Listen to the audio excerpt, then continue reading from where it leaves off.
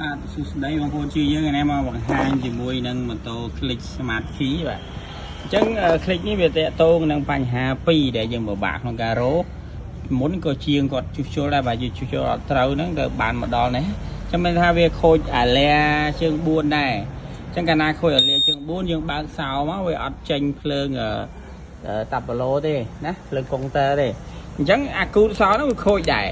គូតសោអាគូតខីវាខូចយើងបើកកាច់បានហើយក៏អត់ចេញភ្លើងតាប់ប្លូដែរអញ្ចឹងក៏ដូរអាលាជើង4ហើយក៏នៅតែអញ្ចឹងណាក៏នៅតែអត់ចេញ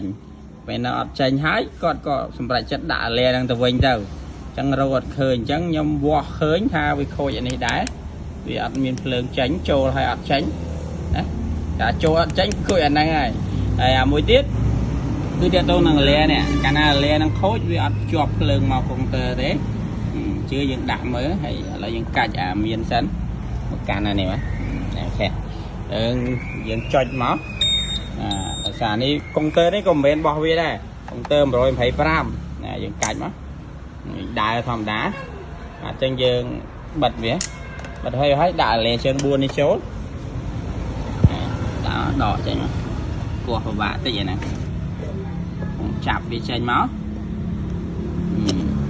ដាក់លេជើង4ចូលដល់មកយើងបន្តតែម្ដងទៀតអានឹងចំណុចដែលងាយអានឹងបាត់ផ្សោតទីចែកប្លេកគ្នាហើយបិទបានហើយឥឡូវយើងមកបើកណាចុចមកតាមមក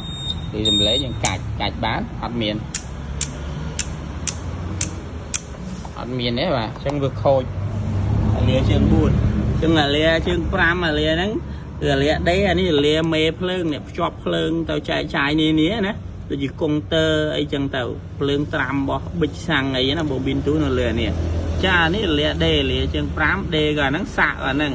ចឹងលានេះអត់យូរទេព្រោះបែកប៉ុណ្ណេះហើយតែតិចទៀតដេលេងបានឬក៏ដេបានប៉ុន្តែជិះទៅអត់សាក់គុយក៏ដោយសារហ្នឹងដែរ